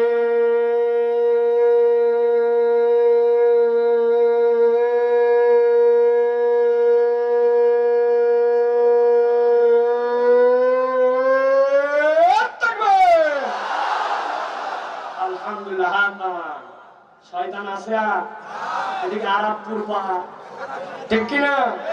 কারণ আল্লাহু আকবার স্লোগান শয়তান পছন্দ করে না। এই জন্য আমরা দায়িত্বহীন কণ্ঠে ঘোষণা দিতে চাই, আল্লাহু আকবার স্লোগান কোন দলীয় স্লোগান নয়, কোন পার্টির স্লোগান নয়, কোন গোষ্ঠীর স্লোগান নয়। আল্লাহু আকবারের স্লোগান ইমানদারের স্লোগান। ইমানদারের হৃদয়ে যতদিন পর্যন্ত ঈমান থাকবে, এই বাংলার জমিনে আল্লাহু আকবারের স্লোগান চলতেই থাকবে, চলতেই থাকবে, চলতেই থাকবে ইনশাআল্লাহ। যাদের আল্লাহু আকবারের স্লোগানের সাথে সম্পর্ক নাই, যেই দল যেই পার্টি আল্লাহু আকবারের স্লোগান বলতে পারে না, তাদের সাথে ঈমানদারদের সম্পর্ক নাই। কথা ক্লিয়ার? এর থেকে ভেঙে চুরে বোঝানো লাগবে, জায়গা মতো পরিবর্তন করতে হবে। আপনারা জানি আবার ওই এক কাপ চা আর এই টানের দিয়ে জায়গা মতো আবার যেন ঈমান বিক্রি করেন না। রাজি আছেন তো? আগামীর বাংলাদেশ ইসলামের বাংলাদেশ, আগামীর বাংলাদেশ কোরআনের বাংলাদেশ, আগামীর বাংলাদেশ আল্লাহর আইনের বাংলাদেশ, আগামীর বাংলাদেশ ইসলাম পন্থীদের বাংলাদেশ। বহু সহ্য করেছে, আর না। চোখ নাড়াবে যে চোখ তুলে নিব এবার, আর কোনো কথা নয়, ঠিক কেন? রেডি হয়ে যান ইনশাআল্লাহ। রেডি আছেন তো? কোন চোখ? তোমার সাথে ব্যক্তিগত রেশারেশির চোখ না। তুমি যদি আমার ইসলামের উপরে চোখ দাও, আল্লাহর বিধানের উপরে চোখ দাও, ওটা আমার হুকুম নয়, ওটা আল্লাহর হুকুম। ওই জায়গায় ঈমানদার সহ্য করবে না। রাজি তো ইনশাআল্লাহ? আল্লাহ আমাদেরকে বোঝার তৌফিক দান করেন। চলেন প্রিয় ভাইরা, সরাসরি আমরা কোরআনুল কারীমের মধ্যে আলোচনার মধ্যে প্রবেশ করব। যারা দাঁড়ায় আছেন, আপনারা দাঁড়ায় থাকলে আমার কোনো আপত্তি নাই, কিন্তু আপনারা যদি বসতে চান, আমার ভাইয়েরা তার গরম জায়গা আপনার জন্য ছেড়ে দিবে একদম। আপনি শুধু ঢুকবেন, স্যান্ডেলটা খুলে দেখেন আপনারা কি আদর করে নিবে, সামনে নিবে প্রয়োজন। আসবেন, বসেন, আমি বেশিক্ষণ কথা বলবো না, আপনি যা ভাবতেছেন তা না, খালি ঢুকে যান, দেখেন মজা পাবেন ইনশাআল্লাহ। যে আলোচনা করবো ইনশাআল্লাহ, আল্লাহ রাব্বুল আলামিন দুনিয়া আখিরাত আমাদেরকে কল্যাণ দিবে। আসেন, আসেন, ভিতরে চলে আসেন। আর যদি না বসতে মন চায় দাঁড়ায় থাকেন, কিন্তু বসলে আদব, মাহফিলের একটা আদব আছে। আল্লাহর ফেরেশতারা দেখবে আমার ভাইয়েরা কোরআন শোনার জন্য আসছিল। আরে রব্বুল আলামিন আপনাকে কবুল করে নিতে পারেন। আসেন না ভাই, আসেন না প্লিজ, বেশি সময় নিব না ইনশাআল্লাহ। বসেন, আল্লাহ রাব্বুল আলামিন কবুল করবেন ইনশাআল্লাহ। বসে পড়েন প্রিয় ভাইরা, বসে পড়েন, সকলে বসে পড়েন, সকলে বসে পড়েন। আর একবারও বলবো না বসতে আপনাদেরকে, যদি বসতে মন না চায় দাঁড়ায় থাকেন, কিন্তু খালি ঢুকে দেখেন আপনাকে কিভাবে আপ্যায়ন করবো। আসেন না ভাই, সামনে চলে আসেন। আপনারা এই কোনার থেকে কেমনে দাঁড়ায়? আসেন, সামনে আসেন, চলে আসেন সবাই। প্রিয় ভাইরা, চলেন, আর কথা বলবেন না, আমরা আর কাউকে টেনে বসাবো না ভাই। আমরা বলে দিছি, উনাদের ইচ্ছা, বাকিটুকু উনাদের ইচ্ছা। আমরা কোরআনুল কারীম থেকে কথা শুনবো, আর এক মুহূর্ত দেরি নয়, রাত অনেক দীর্ঘ হয়ে গেছে, এতক্ষণ আলোচনা শেষ হয়ে যাওয়ার কথা, কিন্তু এখন আলোচনা কেবল শুরু। তো চলেন, আমরা বিতাড়িত শয়তান থেকে আশ্রয় প্রার্থনা করে সমস্বরে আমরা সকলে একসাথে আমরা এখন আল্লাহ রাব্বুল আলামিনের কোরআনুল কারীমের মধ্যে প্রবেশ করব। সকলেই আলসি ঝেড়ে সব ধরনের দুর্বলতাকে ত্যাগ করে, আমার মা বোনরা যারা হাজার হাজার এসেছেন, সকলেই বিতাড়িত শয়তান থেকে আশ্রয় প্রার্থনা করে সমস্বরে, একটা মুখ বন্ধ থাকবে না, আমার সাথে পড়েন আউযু বিল্লাহি মিনাশ শাইতানির রাজীম বিসমিল্লাহির রাহমানির রাহিম ওয়াতলু আলাইহিম নাবা'আল্লাযী آتيناه آياتنا فانسلخ منها فأتبعه الشيطان فكان من الغاوين أمر الله رب العالمين আমাদের প্রিয় নবী হযরত মুহাম্মদ মুস্তাফা সাল্লাল্লাহু আলাইহি ওয়াসাল্লামকে কোরআনের বিভিন্ন জায়গায় তার উম্মতের জন্য নানান ধরনের নির্দেশনা দিয়েছেন। কোন জায়গায় আল্লাহ রাব্বুল আলামিন বলেছেন, কুল ইয়া আইয়ুহান নবী, হে আমার নবী আপনি বলুন, কুল হুয়াল্লাহু আহাদ, আপনি বলুন। আবার কত জায়গায় আল্লাহ ডাক দিয়ে বলেছেন, ইয়া আইয়ুহান নাস, হে মানব সকল। ঠিক একই রকম এই ডাকগুলা রিপিটেডলি বহুবার এসেছে, কিন্তু আল্লাহ এই আয়াতের শুরুতে বলছেন, ওয়াতলু আলাইহিম, ও আমার নবী আপনি আপনার উম্মতের কাছে এই আয়াতে কারিমাটা তেলাওয়াত করেন। মুফাসসিররা ব্যাখ্যা করছেন কেন আল্লাহ এটা বললেন। আল্লাহ নবী ইব্রাহিম আলাইহিস সালাম খানায় কাবা যখন নির্মাণ করলেন, খানায় কাবা নির্মাণ করার পরে ইসমাঈলকে নিয়ে দাঁড় হলেন, দাঁড় হয়ে আল্লাহর কাছে ফরিয়াদ দিলেন, ওয়া ইয ইয়ারফাউ ইব্রাহিমুল কওয়াইদা মিনাল বাইতি ওয়া ইসমাঈল, ইব্রাহিম আর ইসমাঈল মিলে খানায় কাবা নির্মাণ করলো। এরপর আল্লাহর কাছে ফরিয়াদ দিলেন, আয় রব্বুল আলামিন, আমি আমার পরিবার, বিশেষ করে আমার সন্তানরা যেন শিরক না করে, এটা নিয়ে বড় দুশ্চিন্তায়। তবে আমার এই সন্তানের নসলে যত উম্মত আসবে তাদের মধ্যে থেকে এমন একজন পয়গম্বর আপনি দেন। আল্লাহর কাছে ফরিয়াদ করলেন, যেই পয়গম্বরের 4টা গুণাগুণ হবে, রব্বানা ওয়াবআস ফীহিম রাসূলাম মিনহুম ইয়াতলু আলাইহিম, আপনার এমন পয়গম্বর দিবেন তাদের মধ্যে থেকে যে আল্লাহর আয়াত তেলাওয়াত করবে। এরপরে কি করবে, ওয়া ইউআল্লিমুহুমুল কিতাব ওয়াল হিকমা, তাদেরকে হিকমা শিক্ষা দিবে, কিতাব শিক্ষা দিবে, সাথে সাথে ওয়া ইউযাক্কিহিম, আর তাদেরকে তাজকিয়া করবে, অন্তরগুলোকে পরিষ্কার করবে। আল্লাহ নবী বলছেন, ইব্রাহিম আলাইহিস সালাম হাজার হাজার বছর আগে ওই দোয়া করেছিলেন খানায় কাবার সামনে, আর আমি মুহাম্মদুর রাসূলুল্লাহ সাল্লাল্লাহু আলাইহি সাল্লাম ইব্রাহিম আলাইহিস সালামের ওই দোয়ার ফসল হিসাবে তোমাদের কাছে এসেছি। সুবহানাল্লাহ। এই জন্য আপনি যখন কোনো দোয়া করবেন, দোয়ার ক্ষেত্রে কোনো কার্পণ্য করবেন না, বড় বড় করে দোয়া করে যাবেন। আপনি আপনার সন্তানের ক্ষেত্রে বাস্তবায়ন দেখতে পান নাই, আপনি কবরে চলে গেছেন, আপনার বংশধারায় 10ম পুরুষে যে আপনার দোয়া আল্লাহ চাইলে কবুল করে এমন কাউকে নিয়ামত আকারে দিতে পারেন। আল্লাহ নবী এটা সপক্ষে হাদিস বলেছেন, জান্নাতে যাওয়ার পর একদল লোককে জিজ্ঞাসা করা হবে, ওই লোকরা অ্যাস্ট্রোনিস্ট হয়ে যাবে নিয়ামত পাওয়ার পরে। আল্লাহকে বলবে, রব্বুল আলামিন আমার এই নিয়ামত না আল্লাহ, আমলনামায় কোনো ভুল হচ্ছে, আমি এত কিছু করি নাই, আমার আমলনামায় শত শত হজ, হাজার হাজার মসজিদ বানানোর সওয়াব, ব্যাপারটা কি? আল্লাহ রাব্বুল আলামিনের নবী বলছেন, তুমি চলে গিয়েছিলে কিন্তু তোমার নসলে এমন উত্তম মানুষ এসেছিল যারা কল্যাণকর কাজ করেছিল, ওই কল্যাণের কাজের একটা অংশ তুমি যে তাদেরকে কল্যাণের উপর রেখে এসেছিলে, ওই সওয়াবটা আল্লাহ রাব্বুল আলামিন তোমার আমলনামায় দিয়েছেন।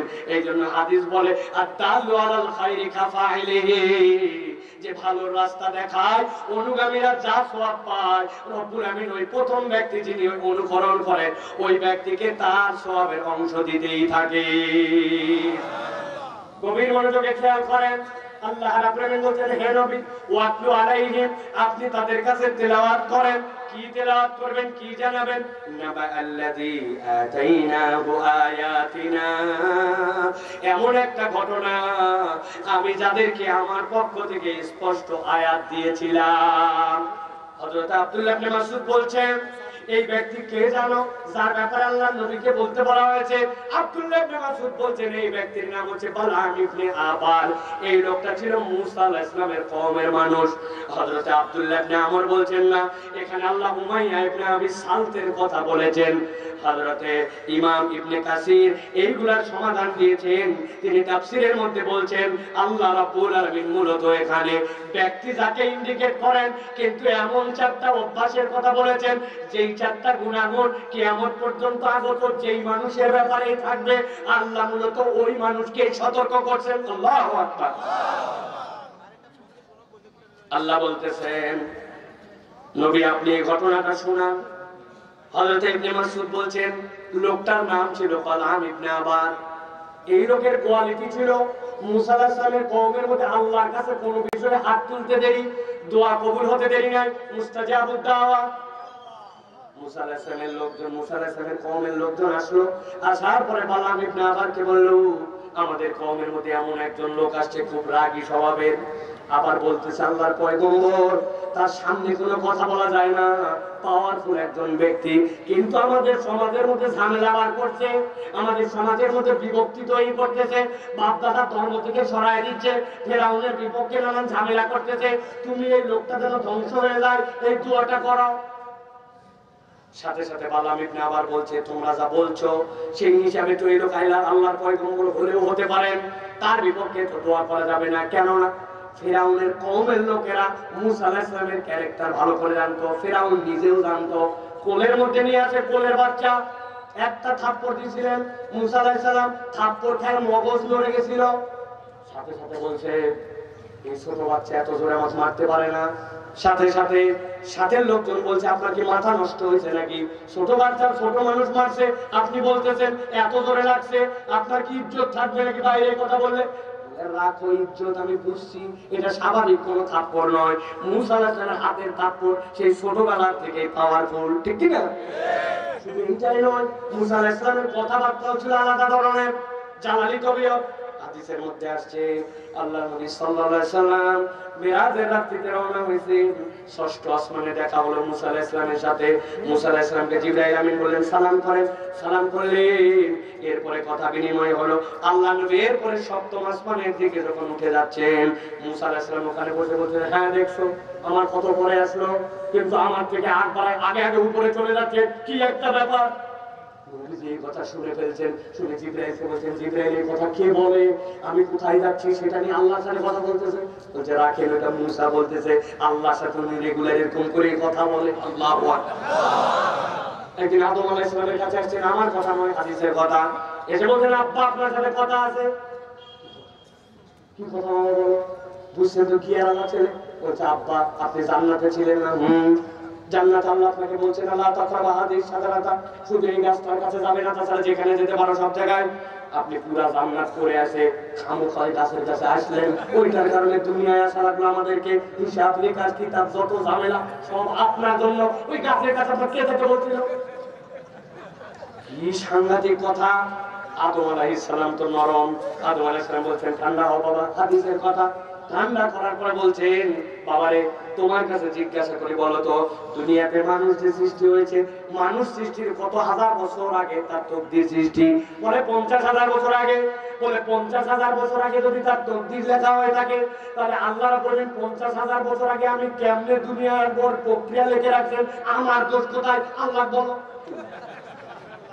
উনি মুসা আলাইহিস সালাম তার বিপক্ষে দোয়া করতে বলছে বালআম ইবনে আবার বলছেন না আমি দোয়া করতে পারবো না লোকজন আবার উল্টা পাম মারছে বলছে মিয়া আমাদের স্বার্থে আসছে নাকি তোমার স্বার্থে আসছে কি স্বার্থ ওই এই জায়গায় যদি মুসা পয়গম্বর হয়, লোকজন তার কাছে যাবে। আপনার দপ্তরে কেউ আসবে নাকি মিয়া? এক বনের মধ্যে দুই ভাগ থাকলে কার কাছে যাবে মানুষ? অতএব আপনার সাথে এসে বদদোয়া করলে আপনার লাভ, সম্পত্তি গিলে নিয়ে আল্লাহর কাছে মুসার বিপক্ষে দোয়া করলো, আল্লাহ সাথে সাথে ইলহাম করে দিলেন, যতদিন দুনিয়ায় হায়াত আছে তোমার আর কোনো দোয়া আজ থেকে কবুল হবে না। অপরাধ কি? আল্লাহ বলছেন, নবী জানান, আল্লাযী আতাইনাহু আয়াতিনা ফানসালাকা মিনহা। আল্লাহর আয়াত দেওয়ার পরে, আল্লাহর আয়াত চেনার পরে, আল্লাহর আয়াত বুঝার পরে, জেনে বুঝে আল্লাহর আয়াতকে সে ত্যাগ করেছিল, না জেনে নয় জেনে। ঠিক কি না? ঠিক যারা বলছেন ঝামেলায় আছেন, ভালো করে খেয়াল করেন। ঈদের মধ্যে আপনি ঢাকা থেকে ঝিনাইদহ আসবেন, বাসের মধ্যে উঠছেন, পা ফেলার জায়গা নাই, মধ্যের যে রড আছে রড ধরে ঝুলতে ঝুলতে অনেক সময় আসতে লাগে, কথা ঠিক কিনা? আসরের সময় আপনি হ্যান্ডেল ধরে দাঁড়ায় আছেন, আপনার আসরে আজান হয়ে গেছে, এখন চিন্তা করছেন আসরের নামাজটা পড়া লাগবে, কিন্তু কোন পরিবেশ নাই, নামতে পারেন না, ওযু করতে পারেন না, সিজদা দেওয়ার জায়গা নাই, মনের মধ্যে ব্যথা, আরে ওযু নাই, নামাজ কেমনে পড়বে? করতে করতে মাগরিবের আজান হয়ে গেছে। বুঝে থাকলে বলেন তো, এই যে আসরের নামাজটা আপনার নষ্ট হয়েছে, এটা কি আপনার ইচ্ছাকৃত না অনিচ্ছাকৃত? অনিচ্ছাকৃত আপনার নামাজ নষ্ট হয়ে গেছে। কিন্তু এমন কতগুলা মানুষ আছে, আসরের আজান হয়, মাগরিবের আজান হয়, মসজিদের পাশে ক্যারাম বোর্ড খেলে, মসজিদের পাশে চা খায়, মসজিদের পাশে দোকানদারি করে, মসজিদের পাশ দিয়ে ঘুরে বেড়ায়, মোবাইল চালায়, হুড্ডামি করে, ধুন্ডামি করে, কিন্তু মসজিদের মধ্যে নামাজ পড়ার জন্য যায় না।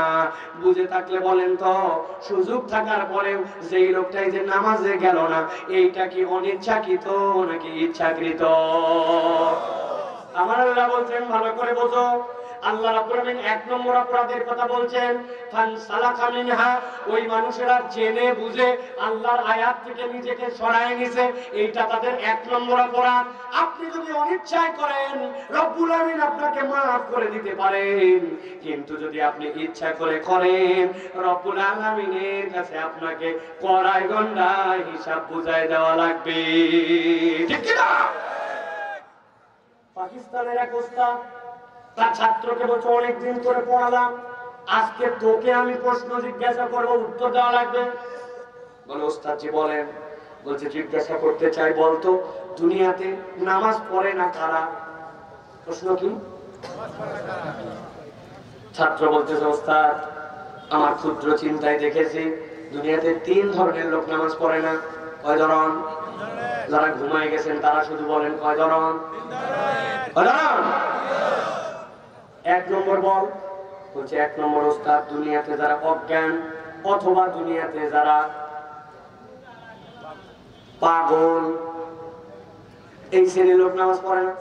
দারুণ তো, ঠিকই তো, অজ্ঞান লোক নামাজ পড়ে, পাগল কি ঠিক মতো পড়ে না। 2 নম্বর বলে, 2 নম্বর হচ্ছে দুনিয়াতে যারা মৃত, তারা নামাজ পড়ে না। মরা মানুষ নামাজ পড়ে, উল্টা মরা মানুষের নামাজ পড়া লাগে, ঠিক কিনা?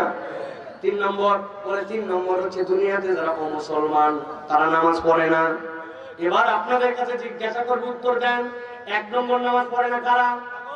পাগল অথবা অজ্ঞান, বলেন না। 2 নম্বর নামাজ পড়ে না কে? মৃত, বলেন কে? 3 নম্বর নামাজ পড়ে না কে? অমুসলমান। এবার আপনাদের কাছে জিজ্ঞাসা করবে, এক কথায় উত্তর দিবেন। এখানে আমরা যারা আছি তারা বসে, দূরে কাছে ছেলে মেয়ে, বলেন তো আপনারা, আমরা কি পাগল বা অজ্ঞান? একটু আওয়াজ দিয়ে বলেন, পাগল বা অজ্ঞান? আমরা কি মৃত? আমরা কি অমুসলমান? তাহলে এখন যারা নামাজ পড়বে না, কালকের থেকে হিসাব মিলাবেন। আমি কিন্তু বলি নাই, আপনি বলছেন। আপনি বলছেন আপনি মৃত না, অজ্ঞান না, পাগল না, মুসলমান না, তো আপনি নামাজ পড়েন না কেন? হয় মরা, আমি মরা না, পাগল না, পাগল না, মুসলমান না, মুসলমান না, আবার নামাজ পড়েন না। আপনি নিজেই নিজেকে আটকাইছেন। হিসাবটা কালকের থেকে বরাবর করে মিলাই নিয়েন, ঠিক আছে তো? আল্লাহ বলতেছেন, খেয়াল করো, তাদের মধ্যে অপরাধ যেটা নবী আপনি জানান, 1 নম্বর হচ্ছে ফানসালাকা মিনহা, ওই মানুষগুলা জেনে বুঝে আল্লাহর বিধান থেকে নিজেদেরকে সরায় নিছে। 2 নম্বরে আল্লাহ বলছেন ফাতবাহু শাইতানু ফাকানা মিনাল গাওয়িন। আল্লাহ বলছেন যেই না কেউ জেনে বুঝে আল্লাহর বিধান থেকে নিজেকে সরায় নেবে, সাথে সাথে শয়তান তার অনুগামী হয়ে যাবে, শয়তান তার পিছু লেগে দিবে। ওই ব্যক্তির পিছনে একবার যদি শয়তান লাগে, আল্লাহ বলছেন অবশ্যই অবশ্যই সে পথভ্রষ্ট হয়ে যাবে। আমরা আমাদের বাচ্চাদেরকে মাঝে মাঝে বলে শয়তানি করবি না, দুষ্টামি করবি না, তার মানে কি বোঝা গেল ওর কোনো কাজের মধ্যে শয়তানি আছে যেটাকে আপনি বলছেন করবি না। কিন্তু আল্লাহ এই জায়গায় ভিন্ন কথা বলেছেন। কেউ যদি আল্লাহর বিধান, আল্লাহর আয়াত, আল্লাহর ছোট্ট একটা বিসমিল্লাহ এইটুকু হলেও সে আল্লাহর আয়াতটা জানে, কিন্তু এটাকে সে মূল্যায়ন করে নাই, আল্লাহর বিধানকে সে প্রপারলি ইজ্জত করে নাই, স্বেচ্ছাচার ইচ্ছাচার এরকম করে চলে আল্লাহর বিধান থেকে মুখ ফিরাইছে। আল্লাহ বলছেন শয়তানের পিছনে নয়, বরং শয়তান তার পিছনে লাগবে। আর একবার যদি শয়তান কারো পিছনে লাগে, আল্লাহ বলছেন ফাকানা মিনাল গাওয়িন, ওই ব্যক্তি বিভ্রান্ত না হয়ে, ওই ব্যক্তি কাফের না হয়ে দুনিয়ায় আর সে নিষ্কৃতি পাবে না।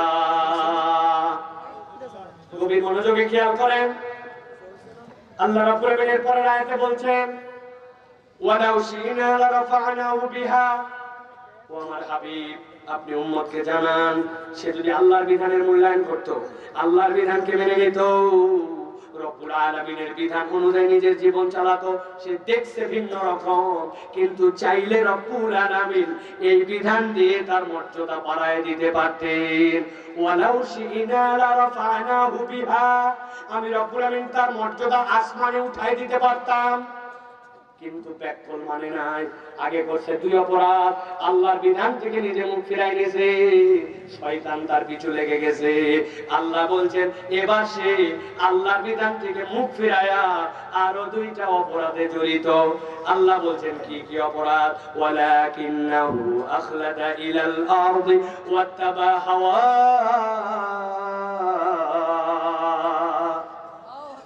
রব্বুল আলামিন বলছেন তার 3 নম্বর অপরাধ হচ্ছে ওয়ালাকিন্নাহু আখলাদা ইলাল আরদ, সেই ব্যক্তিটা নিরেট দুনিয়াদার হয়ে গেছে। আরবিতে খুলদুন মানে হচ্ছে জমিনমুখী, আখলাদা আই আতবা ইলাল আরদ, ওই মানুষটা নিরেট দুনিয়াদার হয়েছে। বুঝেন নাই কথা? নিরেট দুনিয়াদার মানে কি? আল্লাহ কেন এখানে আখলাদা বললেন? আল্লাহ দুনিয়াতে 3 ধরনের প্রাণী সৃষ্টি করেছেন। এক ধরনের প্রাণী দুনিয়াতে সব সময় সিজদার হালতে থাকে, সব সময় সরীসৃপ, ওরা মুগিবানালা ওয়াজি, তাদের মুখের ভরে চলাফেরা করে, আছে কিনা ভাই? সাপ, টিকটিকি, তেলাপোকা, কুমির, কেঁচো, এইগুলা সবগুলি মুখের ভরে চলে। আরেক দল প্রাণী আছে আখলাদা ইলাল আরদ, 4 পায়ে তারা জমিনের দিকে থাকে, যেমন গরু, ছাগল, বিভিন্ন প্রাণী, আছে কিনা? কিন্তু এই প্রাণীগুলা জমিনের দিকে সব সময় মুখ দিয়ে থাকলেও 2-1টা প্রাণী মাঝে মাঝে হাত উঁচু করে। ছাগল অনেক সময় মাথা উঁচু করে গাছের পাতা খায়, শিমের পাতা খায়, কিন্তু তার হাত উঁচুটা মৌলিক নয়, বরং সব সময় জমিনমুখী সে থাকে। আল্লাহ বলছেন আর একটা সৃষ্টি মানুষ, যে মানুষটা মাথা উঁচু করে দাঁড়াতে পারে, কিন্তু মানুষের মর্যাদা আল্লাহ রাব্বুল আলামিন বৃদ্ধি করেছেন। তার কারণ আল্লাহ রাব্বুল আলামিন বর্ণনা করছেন, যেই মানুষ মুখ উঁচু করে দাঁড়াতে পারে, ওই মানুষ যখন নামাজে দাঁড়ায় আল্লাহর কাছে বলে আল্লাহু আকবার, আমার মাথা উঁচু আল্লাহ, কিন্তু আমি আল্লাহু আকবার বলে তোমার কাছে সানা পড়লাম, তোমার কেরাত পড়লাম, তোমার দেখানো পদ্ধতিতে কোরআনের কত অংশ পড়লাম। এখন রব্বুল আলামিন আমি যে নিবেদন করেছি, এই নিবেদনে আমার মন ভরে নাই, আমি এখন আল্লাহু আকবার বলে রুকুতে চলে গেছি।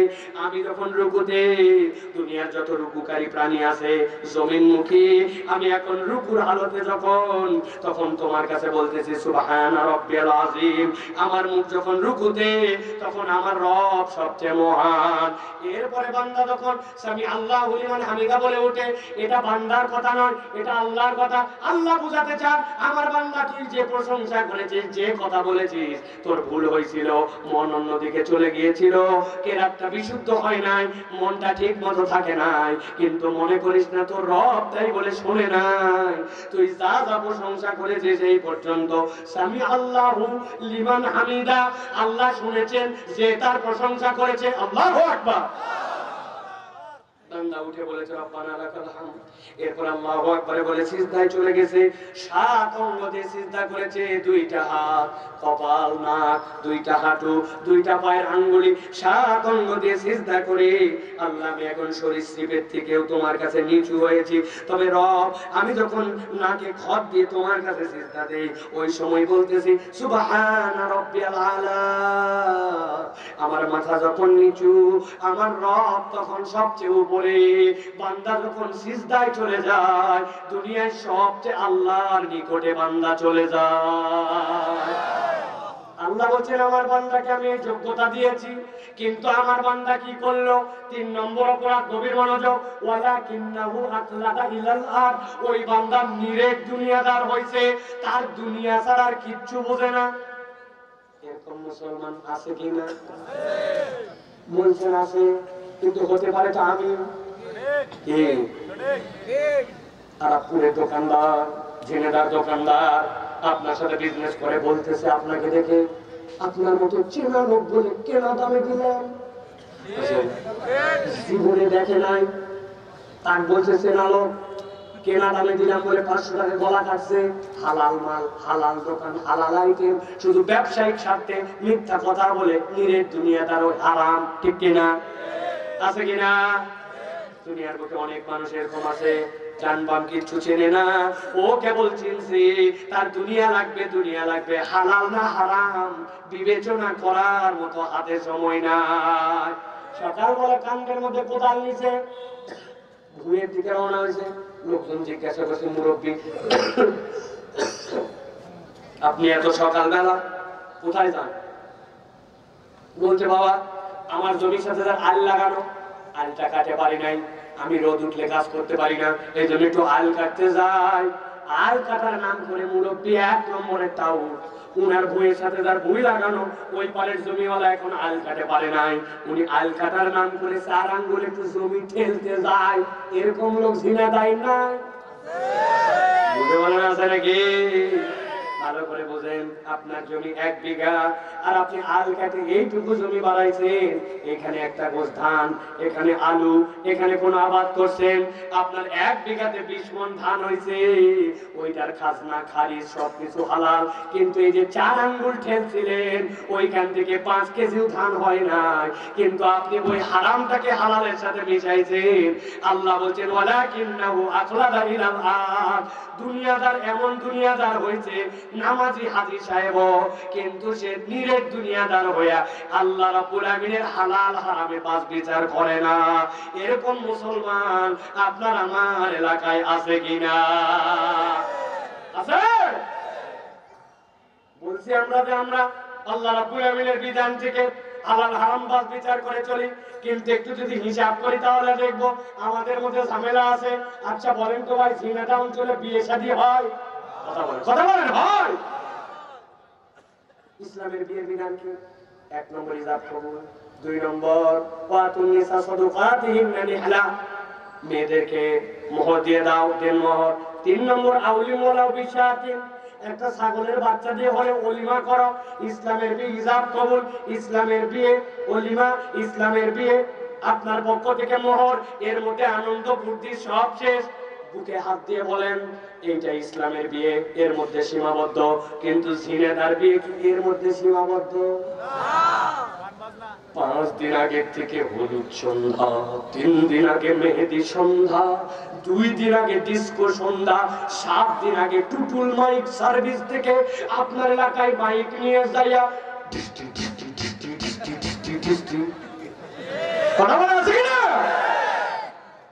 ওই বাড়ির থেকে হাজী সাহেব একটা আসছে, মসজিদে আসার পরে ওকে লোকজন ধরছে, হাজী সাহেব আপনার বাড়িতে এত গান বাজনা, এত মিউজিক সহ্য হয় না, কি ব্যাপার?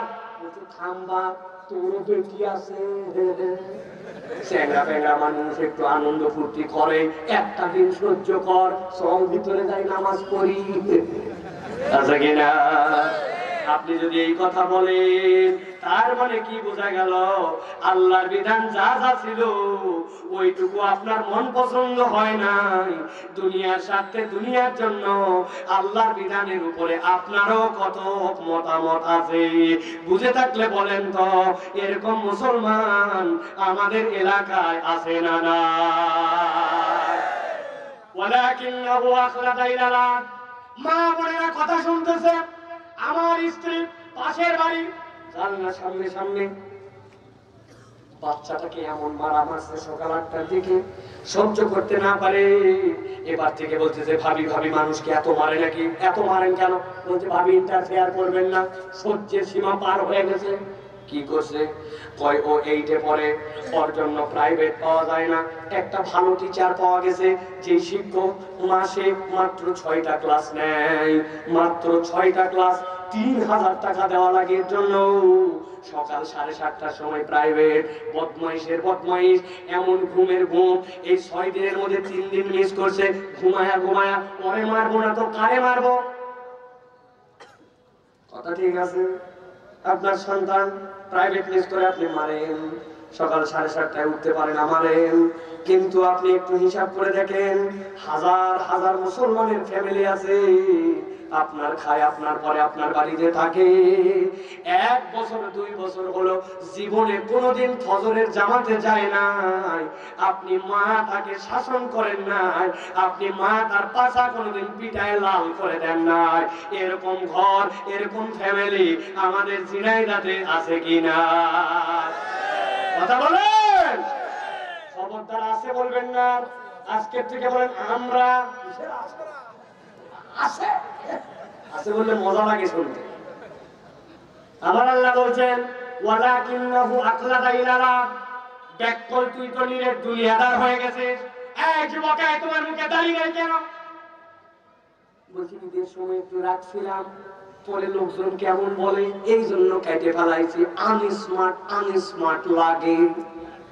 আছে কিনা?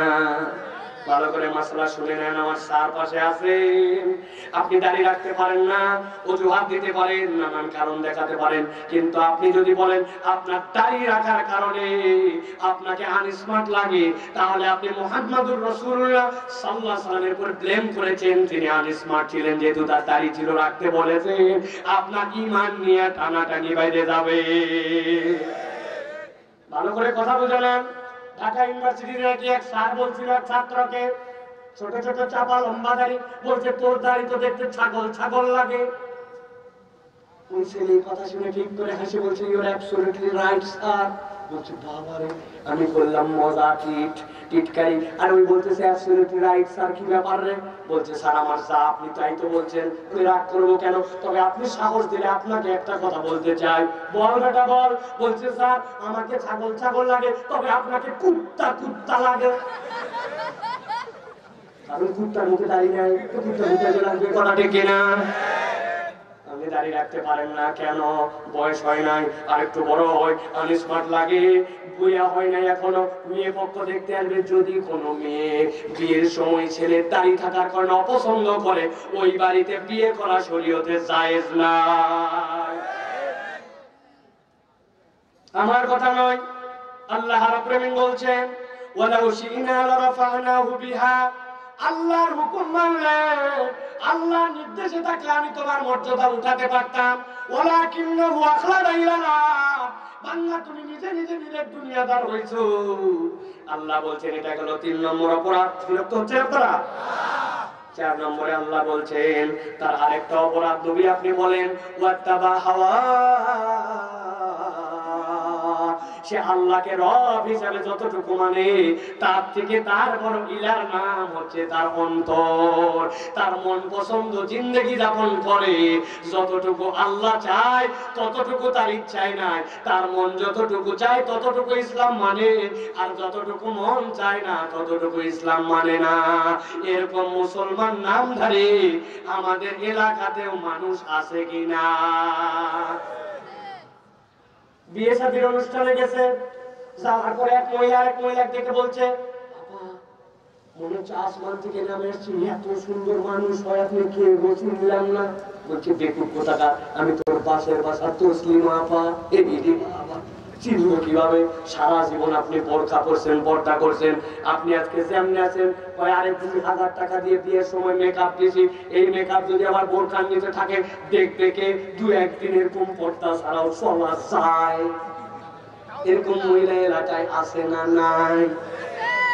ঈদের জামা কিনা করে ওই জামা পরে সাজগুজ করে ধ্যান ধ্যান করে বের হয় মাহফিলে। মা আসতেছে হাত মোজা পা মোজা, আর উনার সাথে একটা 18 বছরের ধরে আনছে মশারির কাপড় পরা। লোকজন বলছে মায়ের বয়স 60 বছর, পর্দার বিধান হালকা। আর বেটা মহিলা তোমার তো তোমার মেয়ের পর্দা করা একবারে বেশি করে।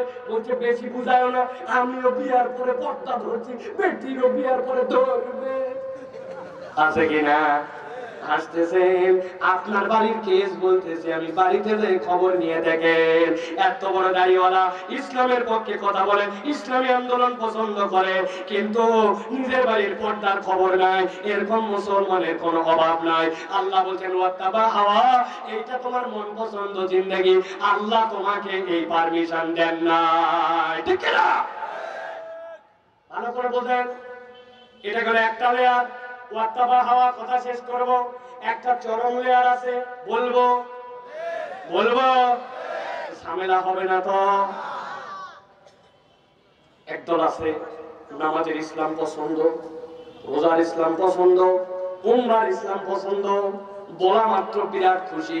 কিন্তু উনাকে যদি বলে দেশের টাকাগুলা সব মারে মারে বিদেশে পাঠায় দিল, রাস্তাগুলা খাইয়ে ফেললো, ব্যাংকগুলা ডাকাতি করে ফেললো, দেশটাকে দেউলিয়ার পর্যায়ে নিয়ে চলে গেল, এই চোরগুলাকে ধরা হোক।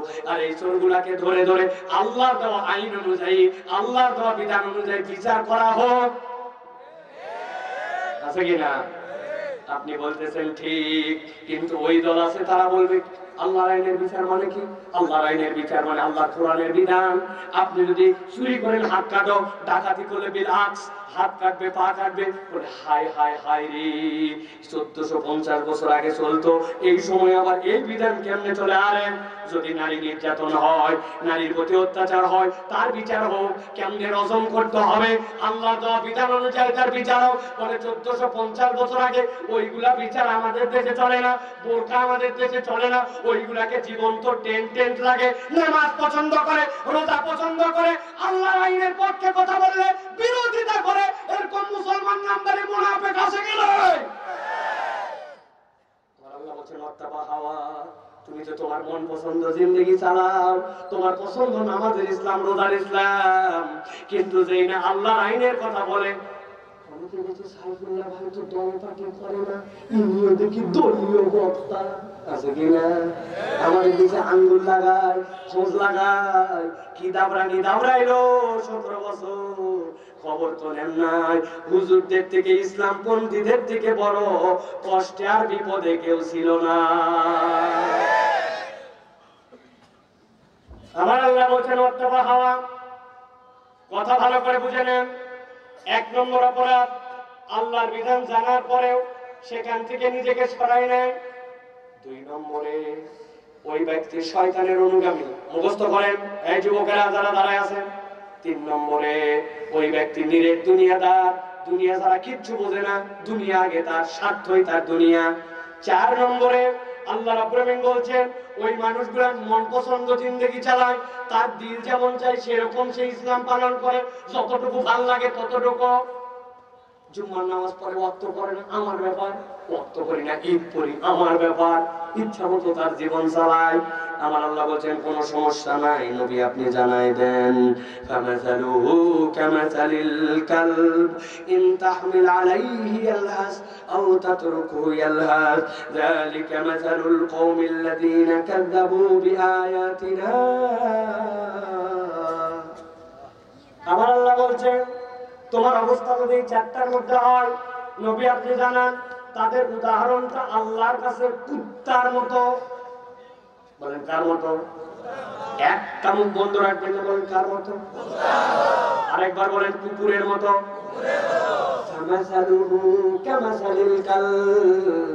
আল্লাহ বলছেন এই মানুষগুলার উদাহরণ হচ্ছে কুকুরের মতো। কার মতো? তোমার কেন বলালাম? চিন্তা করছেন বিনা কারণে না, প্ল্যান অনুযায়ী এতবার বলাইছে। অনেকের ধারণা নিশ্চয় কুত্তা খুব খারাপ প্রাণী, এই জন্য বোধহয় আল্লাহ এটার কথা বলছেন। জি না, অনেক কুকুর আছে এই দুনিয়াতে যারা মানুষের থেকে বেশি কৃতজ্ঞ, বিশ্বস্ত, ঠিক কিনা? অনেক কুত্তা আছে এরকম। আপনি ঠিক বললে কি না বললে কি, আমি নিজের জীবনে দেখছি এরকম কুত্তা। আমি আসরের নামাজের পরে আমার মহল্লায় চা খেতে বসছি। চা খাওয়ার সময় উপর থেকে একটা এনার্জি বিস্কুট নামাইছি, ঝুলন্ত বিস্কুট, দেখছেন না? কয় টাকা দাম? কয় পিস থাকে? 3 পিস। কমায় দিছে, এখন নিয়ে খবর রাখেন না।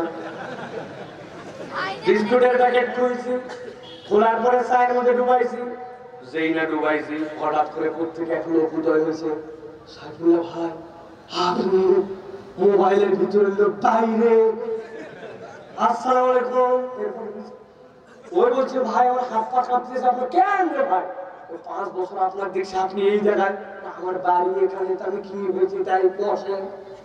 এই যে তার সাথে আমার 10-12 সেকেন্ডের কথা। চায়ের মধ্যে বিস্কুট চুবানো, উঠায় দেই না মুখে দিব, বিস্কুট অ্যাক্সিডেন্ট করছে,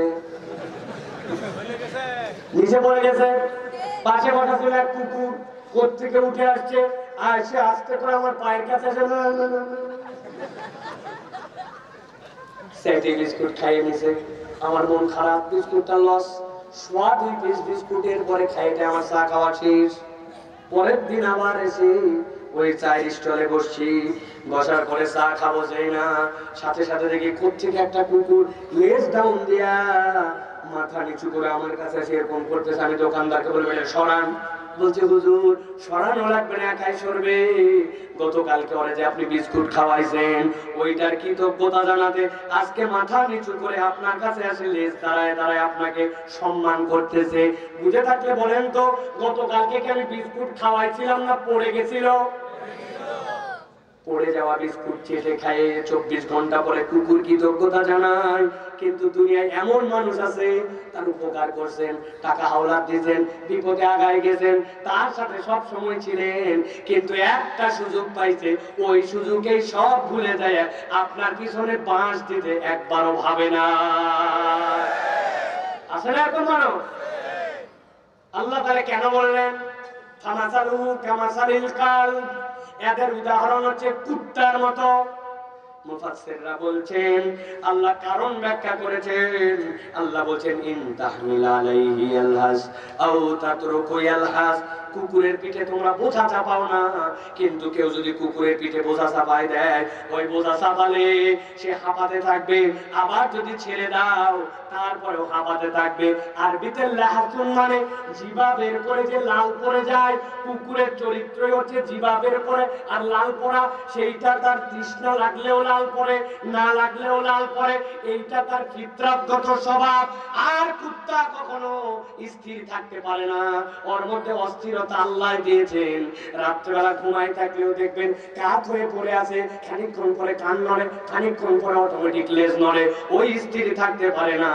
আল্লাহ বলছেন, আল্লাহর বিধান জেনে বুঝে যদি অস্বীকার করো, শয়তান যদি তোমার অনুগামী হয়, নিরেট যদি দুনিয়াদার হয়ে যাও, আর মন পছন্দ জিন্দেগি যদি গঠন করো, আমি আল্লাহ বললাম তোমার চরিত্রটা কুকুরের মতো হয়ে যাবে। এই দুনিয়াতেও তোমার সুখ নাই, আর পরকালে যাওয়ার পরেও তুমি কখনো শান্তি খুঁজে পাবে না। ভালো করে মিলান, আমি হুজুর সহ আমরা সহ মিলান। আমাদের জীবনে এখন স্থিরতা আছে ভাই, শান্তিটা কোথায় যেন চলে গেছে। সব আছে, তারপরেও কি জানো নাই, সব পাওয়ার পরে আরো কি যেন লাগবে।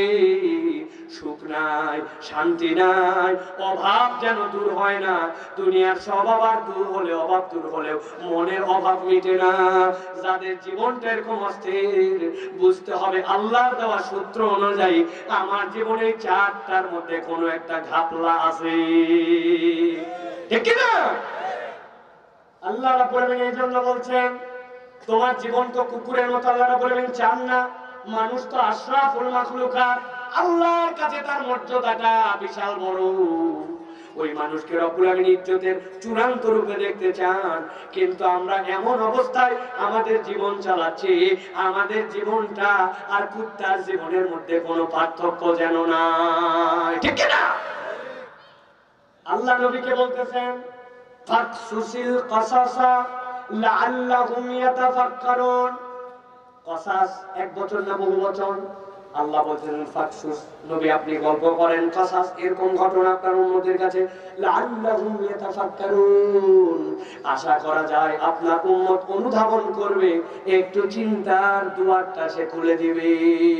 এত বড় আয়োজন, এত রাত পর্যন্ত মাটিতে বসে আছেন, আল্লাহ যেন আপনাকে বলছে, ও জিনেদার মুসলমান, শুধু কথা শুনে চলে যাস না। ফাকসুসিল কাসাসা, নবী এরকম অজস্র কথা বলে গেছেন, লাআল্লাহুম ইয়াতাফাক্কারুন, আশা করা যায় তারা একটু চিন্তা করবে। চিন্তা করেন আপনার আমার জীবনে কতটুকু ইসলাম আছে, আপনার আমার জীবনে কতটুকু আল্লাহর পক্ষে কাজ করি। আপনার আমার জীবনটা তো শেষ হওয়ার পর্যায়ে দেখতে দেখতে আমাদের বয়স 40-এ ধাক্কা মেরে দিল। কত মানুষকে দেখলাম বাপ কাঁধে করে সন্তানের লাশ নিয়ে হাউমাউ করতে করতে যায়। কত শিশু বাচ্চাকে দেখলাম হাসপাতাল থেকে, আমার বাচ্চা যেদিন হয়েছে ওই দিনই বাপ মারা কাঁদতে কাঁদতে তার মৃত লাশ নিয়ে চলে গেল। কত লাশ আপনার বাড়ির থেকে বের হলো, গায়ের জামা কাপড় খোলা যায় না, টেনে হিসড়ায় ছিঁড়ে ফেললো, বড়ই পাতা দিয়ে পানি গরম করে আপনাকে 3 খণ্ড কাপড় পরায় দিয়ে আপনার লাশটার বাড়ির মধ্যে রাখে না।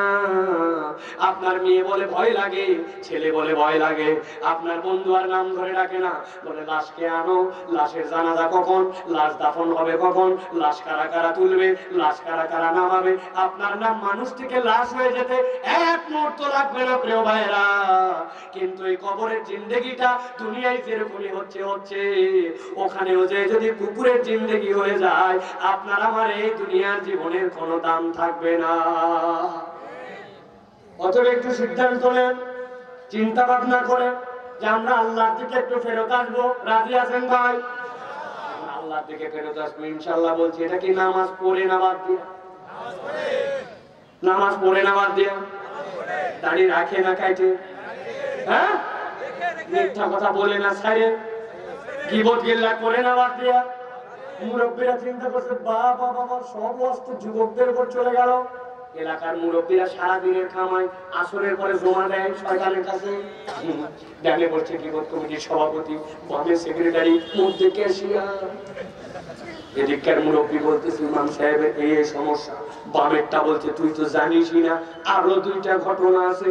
ইমাম সাহেবকে নিয়ে সমালোচনা, অমুককে নিয়ে সমালোচনা, তুমুককে নিয়ে সমালোচনা। মধ্যের লোক অনেকক্ষণ চুপ, খানিকক্ষণ পরে বলছে আসলে এগুলা কথা বলা ঠিক না, তবে না বলেও পারি না, আল্লাহ মাফ করুক, কথা ঠিক। বুঝেনি না? এগুলা কথা বলা ঠিক না, না বলেও পারি না, আল্লাহ মাফ করুক, কথা ঠিক। তার মানে তুমি গীবতের বাইরে থাকলো, সারাদিন যা কামাই করছেন সব দিয়ে চলে আসলেন। এইরকম জিন্দেগি আর আপনার আমারটা নিরামিষ ভাবে চলতে পারে না, ঠিক না? নতুন একটা অবস্থান, নতুন একটা পরিবেশ আসছে। ইসলামের পক্ষে একটু কাজ করেন, ইসলামের পক্ষে একটু আপনি আপনার পক্ষ থেকে অ্যাক্টিভিটিস বাড়ান, 2টা নতুন মানুষ তৈরি করেন, ইসলামের বুঝটা তার মধ্যে দেন, হাতে ধরেন, পায়ে ধরেন, তার কাছে যায় গোপনে পা চাপে ধরেন যে ভাই তোরে নিয়ে জান্নাতে যেতে চাই ভাই, কেউ দেখে নাই, আমি তোর বড় মানুষ কিন্তু তোর পাটা ধরছি ভাই, তুই ইসলামের পক্ষে আয়, আল্লাহর পক্ষে আয়। ইসলামের পক্ষে যারা তাদের পক্ষে থাক, নামাজটা ধর, রোজাটা ধর, গুনাহটা ছাড়, এরকম করে যদি আগায়, আল্লাহ বলছেন লাআল্লাহুম ইয়াতাফাক্কারুন, তাহলে জিনেদার মানুষ তোমরা একটু চিন্তা করো। শেষ আয়াত, শেষ কথা, আল্লাহ বলছেন নবী সাআ মাসালাল কওমুল্লাযীনা কাযযাবু বিআয়াতিনা, তবে যারা আমার আয়াত অস্বীকার করে ওদেরকে বলাও যা না বলাও তা, ওয়া আনফুসাহুম কানু ইয়াজলিমুন, তারা নিজেরাই নিজেদের নফসের প্রতি জুলুম করছে, তাদেরকে নিয়ে চিন্তা করার দরকার নাই। তাহলে আমরা কি চিন্তা করে আল্লাহর পক্ষে আসবো, নাকি আল্লাহর আয়াত অস্বীকারী দলেই আগেও যেরকম ছিলাম ওরকম থেকে যাবো? কোনটা চিন্তা করব? পরিবর্তন হওয়া আল্লাহ আমাদেরকে তৌফিক দান করেন প্রিয় ভাইরা। এখন তাহলে বলেন যে এই সকল আয়োজন আমাদের দরকার আছে কিনা? এই মাঠে গান হয়, বাজনা হয়। কোন একটা বাপের বেটা থাকলে বলেন, কনসার্ট থেকে যাইয়ে কোন একজন বাপ মায়ের কথা শুনতে শুরু করছে, আরে বাপ রে বাপ, ওখানে নাচা নাচি কুদাকুদি করে আসে, উনি বাপ মায়ের কথা একদম ভিআইপি ভাবে শুনে আসে। বরং কনসার্টে গেলে মানুষজন বিড়ি খাওয়া বাদ দিয়ে দেয়, ঠিক কিনা? ঠিক আন্দাজি না বুঝে বলেন, ঠিক? বিড়ি খাওয়া বাদ দিয়ে গাঁজা খাওয়া ধরে। বলছে দোস্ত অনেকক্ষণ লাফালাম, বিড়িতে ইমেল আসে না, বলে কি করা লাগবে? বলে জানা আছে, তুই খালি বিড়ির ভিতরে মাল ফেলা। ওই সিগারেটের ভিতরে মাল ঠোকা দিয়ে ফেলায়া উনি পকেটের কুচকুচ কুচকুচ টাইটে ওর মধ্যে ভরছে, ভরে বলছে এবার টাইনে দেখ। বলে এক টানেতে যেমন তেমন, দুই টানেতে রাজা, ঝিনাদা অঞ্চলে উহার নাম গাজা। আচ্ছা কিনা? ওই সকল কনসার্টে যায়, গান বাজনায় যায়, সিনেমায় যায়, গাঁজাখোর হইছে, চোর হইছে, জুয়াখোর হইছে। আর কোরআনের মাহফিল, ইসলামের পক্ষে এইগুলাতে এসে মানুষ পরিবর্তন হইছে, ঠিক কিনা? তোমরা এইগুলা মাহফিলে বাধা দিতা, তোমরা এইগুলাতে আসার পরে জুতার তলা ক্ষয় যত অনুমতি নিতে নিতে আল্লাহ পরিবর্তিত পরিবেশ দিছে। এই পরিবেশকে আমাদেরকে ধরে রাখতে হবে। সামনে এমন কেউ যেন না আসে যাদের কাছে আবার আমাদেরকে দৌড়াদৌড়ি করতে হয়। এখন কারো কাছে দৌড়াদৌড়ি করতে হয় না। আপনারা মুখে মুখে বড় বড় অনেক ফাপড় মারতেছেন, আপনাদের অতীত চরিত্র আমাদের জানা আছে। আমরা বলবো, আসেন ইসলামের পক্ষে সকলে একসাথে চলি, সোনার বাংলাদেশ গড়ে তুলি, আমরা আমাদের জীবনকে কোরআনের আলোকে পরিবর্তন করি। রাজি? রাজি? বলেন আল্লাহুম্মা আমিন। মিথ্যা বলবো না, গালি দিব না, গীবত করব না, মিথ্যা বলবো না, গালি দিব না, গীবত করব না। রাজি আছো যুবকেরা? নামাজ পড়বো, রাজি আছো? আল্লাহ এবং আল্লাহর দলের পক্ষে থাকবো, রাজি আছেন? কোন দলের দিকে ডাকি নাই, আল্লাহর পক্ষে থাকলেই হলো। রাজি আছেন ইনশাআল্লাহ? আল্লাহ কবুল করুক। আল্লাহুম্মা আমিন। হাযা মা ইনদি ওয়াল ইলমু ইনদাল্লাহ। সুবহানাকা আল্লাহুম্মা ওয়া বিহামদিকা আশহাদু আল্লা ইলাহা ইল্লা আনতা আস্তাগফিরুকা ওয়া আতুবু ইলাইক। আল্লাহুম্মা সাল্লি আলা সাইয়্যিদিনা মুহাম্মদ। ক্যামেরাগুলো সব রোল ক্লোজ করে, সব লাইভ ক্যামেরা যা আছে সব বন্ধ।